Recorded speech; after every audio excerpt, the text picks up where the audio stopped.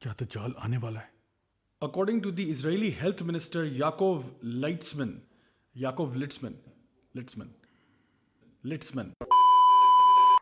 اسرائیلی health minister Yaakov Litzman کا کہنا ہے کہ کرونا وائرس سے اب ہمیں ہمارا مسیح جو ہے وہی نجات دے سکتا ہے۔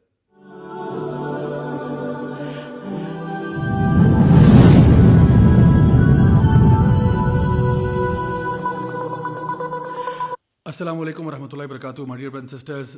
آج کا اہم سوال یہ ہے کہ کیا المسیح الدجال کے آنے کا وقت آ گیا ہے یا نہیں؟ ایک بات ہمارے لیے سمجھنا یہاں ضروری ہے کہ جو بھی کوئی واقعات ہوتے ہیں وہ اپنی نشانیاں، اپنے سائنز جو ہیں وہ پہلے سے دکھانا شروع کر دیتے ہیں۔ جیسے بارش کے آنے سے پہلے ہی بادل اکٹھے ہو جاتے ہیں، ہمیں اس بات کے بارے میں آگاہ کر رہے ہوتے ہیں کہ بارش، آندھی، طوفان آنے والا ہے۔ بالکل اسی طرح سے دجال کے آنے سے پہلے بھی کچھ ایسی نشانیاں ہیں جو کہ نبی کریم صلی اللہ علیہ وسلم نے اپنی احادیث مبارکہ میں جن کا ذکر کیا کہ وہ اس کے آنے سے پہلے آئیں گی۔ صحیح بخاری کی ایک حدیث میں نبی کریم صلی اللہ علیہ وسلم نے یہ بات ارشاد فرمائی کہ آخری زمانے میں ایک ایسا ٹائم آئے گا جب ایک شخص جو ہے وہ قبر کے آگے سے گزرے گا اور خواہش کرے گا کہ کاش کہ میں اس جگہ پر ہوتا۔ ایک اور حدیث میں یہ بات سامنے آئی کہ ایک وقت ایسا آئے گا towards the end of times جب جو سچ بولنے والے ہیں ان کو لوگ جھوٹا کہنا شروع کر دیں گے اور جھوٹوں کو سچ بولنے والا سمجھا جائے گا۔ اس کا اندازہ آپ خود ہی لگا سکتے ہیں کہ آج جو لوگ بھی میڈیا پر آ رہے ہیں، جو لوگ بھی اپنے اپنے اوپینینز کو سامنے لے کے آ رہے ہیں، اکثر و بیشتر وہ لوگ ہیں جن کا نہ تو دین سے کوئی تعلق واسطہ ہے اور اکثر وہ باتیں کہتے ہیں جس میں کوئی صداقت نہیں ہوتی۔ ہمارا اپنا وقت جو ہے وہ دین حق سے زیادہ، اللہ کی کتاب سے زیادہ ان سورسز پہ لگتا ہے جس میں اکثر اوقات فالس نیوز اور فالس انفارمیشن ہوتی ہے۔ خود ہی اندازہ لگا لیں کہ ہم لوگ یوٹیوب کو دن میں کتنا ٹائم دیتے ہیں اور اللہ کی کتاب جو کہ حق ہے اس کو کتنا ٹائم دیتے ہیں۔ المسیح الدجال کے بارے میں جب ہم بات کرتے ہیں تو اس کے بارے میں نبی کریم صلی اللہ علیہ وسلم نے بہت وضاحت سے بیان کیا کہ وہ اصل میں ہے کیا۔ سب سے پہلی بات تو یہ کہ وہ ایک انسان ہے۔ ہاں، اس کے پاس بہت ساری سپر پاورز آپ کہہ سکتے ہیں، لیکن ہے وہ انسان ہی۔ صحیح بخاری کی ایک حدیث ہے جس میں نبی کریم صلی اللہ علیہ وسلم نے بے شمار سائنز گنوائے ہیں towards the end of time دجال کے آنے سے پہلے۔ اس میں سے ایک یہ ہے کہ دو بڑے گروہ جو ہیں جن کا آپس میں مذہب بھی ایک ہی ہے وہ آپس میں لڑ پڑیں گے۔ اس کے علاوہ یہ کہ تقریباً 30 کے لگ بھگ جھوٹے نبی یا جھوٹے دجال جو ہیں وہ آپ کے سامنے آئیں گے۔ دینی علم جو ہے وہ اٹھا لیا جائے گا، زلزلے آنا شروع ہو جائیں گے، وقت جو ہے بہت جلدی سے گزرنا شروع ہو جائے گا۔ اس کے علاوہ الفتن، بہت سارے فتنے جو ہیں ہمیں گھیر لیں گے۔ اس کے علاوہ قتل و غارت میں اضافہ ہو جائے گا، مال و دولت میں اضافہ ہو جائے گا، اور لوگ جو ہے وہ ایک دوسرے کے ساتھ کمپٹیشن کریں گے اونچی اونچی عمارتوں کی تعمیر میں۔ ایک اور روایت جو ہمارے پاس ابن ماجہ سے آتی ہے، وہاں پہ نبی کریم صلی اللہ علیہ وسلم نے یہ بات ارشاد فرمائی کہ دجال کے آنے سے پہلے کچھ ایسی مشکلیں اور مصیبتیں لوگوں پر آئیں گی جس کے بارے میں ہمیں آئیڈیا ہو جائے گا کہ دجال آنے والا ہے۔ دجال کے آنے سے 3 سال پہلے بارشیں جو ہیں وہ 1/3 کم ہو جائیں گی، اس کے دوسرے سال میں 2/3 بارشیں کم ہو جائیں گی، اور دجال کے آنے سے 1 سال پہلے بارشیں مکمل طور پر ختم ہو جائیں گی، حتیٰ کہ جانور بھی مرنا شروع ہو جائیں گے اور خوراک بھی نہیں رہے گی۔ تو صحابہ نے پوچھا کہ یا رسول اللہ، پھر اس ٹائم پہ ہم کیا کھائے پیئیں گے؟ جس سال میں کھانا ہی نہیں ہوگا اس سال میں ہم کیا خوراک کھائیں گے؟ تو آپ نے فرمایا کہ تمہاری خوراک کیا ہوگی؟ لا الہ الا اللہ، اللہ اکبر، الحمدللہ، یہی تمہاری خوراک ہوگی اور اسی پر تم گزارا کر لو گے۔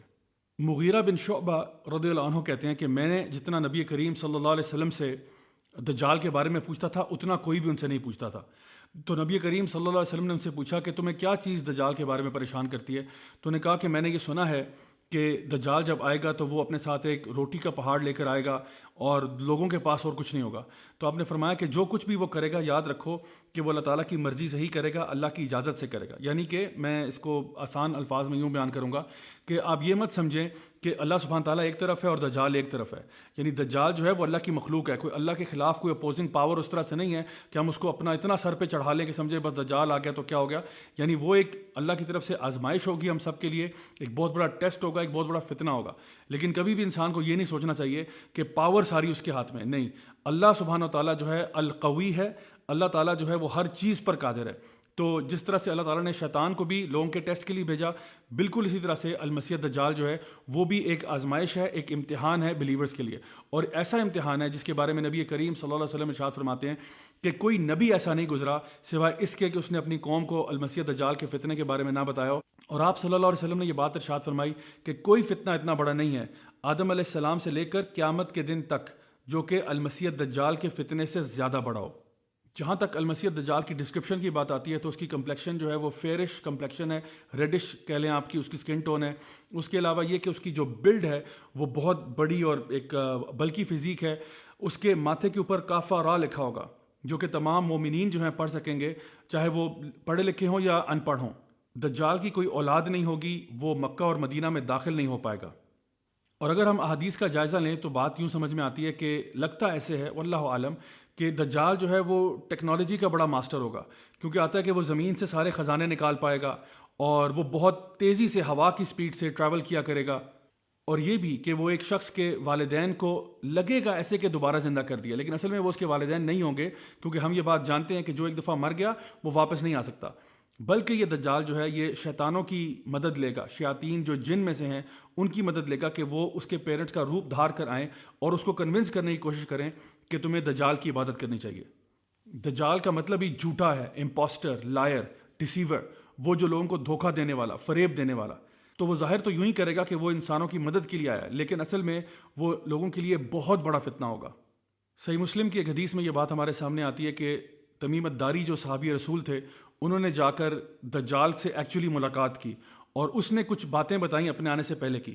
ایک اس نے بتایا کہ سی آف گیلیلی جو ہے وہ ڈرائی ہو جائے گی، دوسرا اس نے بتایا کہ اسپرنگ آف زغر جو ہے وہ بھی ڈرائی ہو جائے گا، اور تیسرا اس نے یہ کہا کہ جو ڈیٹ پام ٹریز ہیں، یعنی جو بیسان کے جو کھجور کے درخت ہیں، وہ بھی پھل دینا چھوڑ دیں گے۔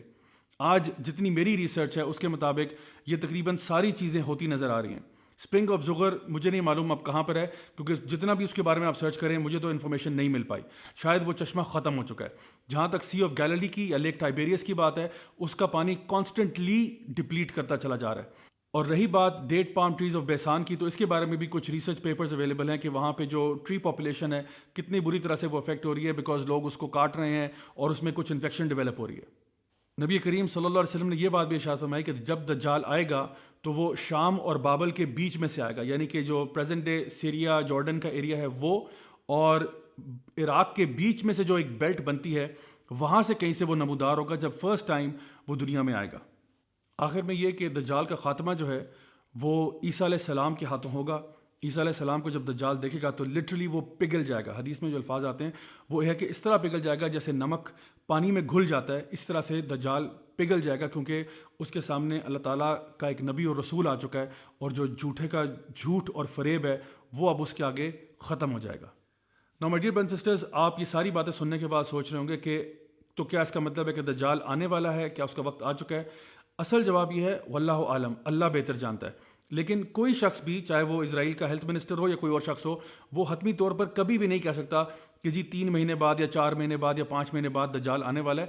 اللہ سبحانہ تعالیٰ ہی بہتر جانتے ہیں کہ کب آئے گا، لیکن جب وہ آئے گا بہت بڑا فتنہ ہوگا، بہت بڑا فتنہ ہوگا۔ تو ہمارے لیے کرنے والے کام کیا ہیں، ان پہ بات کرتے ہیں۔ تو دجال کے فتنے سے اپنے آپ کو محفوظ رکھنے کے لیے سب سے پہلے تو نبی کریم صلی اللہ علیہ وسلم نے ہمیں ایک دعا سکھائی ہے، جو تھوڑی سی سلائٹ ویریشن کے ساتھ مختلف کتابوں میں پائی جاتی ہے۔ وہ دعا کیا ہے؟ اللہم انی اعوذ بک من عذاب جہنم ومن عذاب القبر ومن فتنۃ المحیا والممات ومن شر فتنۃ المسیح الدجال۔ اس دعا میں ہم اللہ سبحانہ تعالیٰ سے دعا کر رہے ہیں کہ یا اللہ ہم تیری پناہ میں آتے ہیں جہنم کے عذاب سے، قبر کے عذاب سے، زندگی اور موت کے فتنے سے، اور مسیح الدجال کے فتنے سے۔ یہ وہ دعا ہے جو کہ نبی کریم صلی اللہ علیہ وسلم نے اپنے صحابہ کو یوں سکھائی جیسے ان کو سورہ فاتحہ سکھائی تھی، اور صحابہ کرام رضی اللہ عنہم اجمعین جو ہیں وہ اس دعا کو ہر نماز میں پڑھتے تشہد کے اندر۔ تو میری آپ سے آج کی پہلی جو گزارش ہوگی وہ یہ ہوگی کہ یہ دعا یاد کر لیں، اس دعا کو ہر نماز میں تشہد میں پڑھیں، چاہے وہ آپ کی نفل نماز ہو، سنتے ہوں، کچھ بھی ہو، یہ دعا آپ نے تشہد میں ضرور پڑھنی ہے۔ تو یہ تو رہی پہلی ٹپ۔